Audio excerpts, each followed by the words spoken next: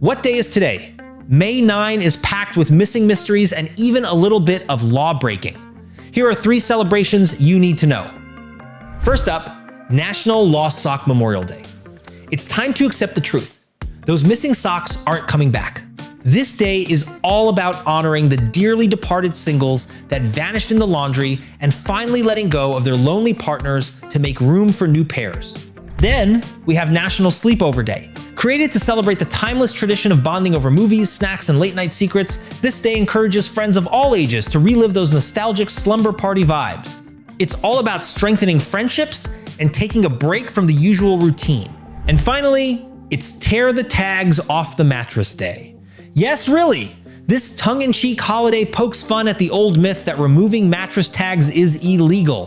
While the law actually only prevents manufacturers from removing them, today gives you the permission to finally rip those annoying tags off your own bed without any guilt. So whether you're mourning a sock, hosting a slumber party, or living life on the edge with your mattress, May 9 has something for everyone. If you want to learn more, visit nationaltoday.com.